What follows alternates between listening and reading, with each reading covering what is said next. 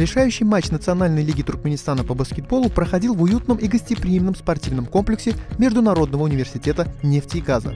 Прошлогодний чемпион турнира, спортивный клуб Меркези Гошун Министерства обороны Туркменистана, играл против команды Бинагар Государственного института архитектуры и строительства. Матч завершился уверенной победой армейцев со счетом 74-66. Несмотря на то, что в составах обеих команд много опытных и проверенных бойцов, прошедших не один плей-офф, матч начался с уверенных действий именно баскетболистов МГСК в атаке и принес свои плоды уже к концу первой четверти. Чемпионы повели плюс 13 очков. Зацементировав оборону и продолжая уверенно атаковать, они сумели развить свой успех и достичь победы. На трибунах царила атмосфера настоящего праздника. Каждое результативное действие игроков болельщики и зрители сопровождали громкими овациями.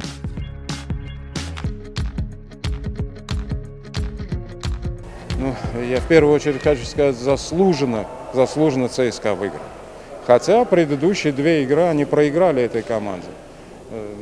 Я думаю, здесь сыграл роль настрой команды. Максим Абозин, как тренер, сумел подвести сегодня, настроить эту команду, которая была настроена на победу. Это было видно просто по игре. Ну и, соответственно, это принесло результат. Им в будущем защищать честь на уровне сборных. Что вы можете им в этом ключе пожелать? В наше время был хороший лозунг. Я возвращаюсь всегда к своему времени. У нас в спортзале висел лозунг, и на нем было написано: «Гений – это 1% таланта и 99% пота». Я бы хотел ребятам этим пожелать, чтобы они больше работали над собой. Торжественная церемония награждения участников завершилась вручением кубка и индивидуальных наград.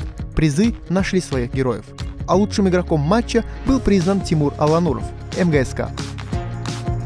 Спасибо всем болельщикам, что поддерживали нас в течение сезона. Без вашей поддержки, конечно, нам трудно далось бы такой сезон удачный, сыграть там 20-30 игр с 2 проигрышами.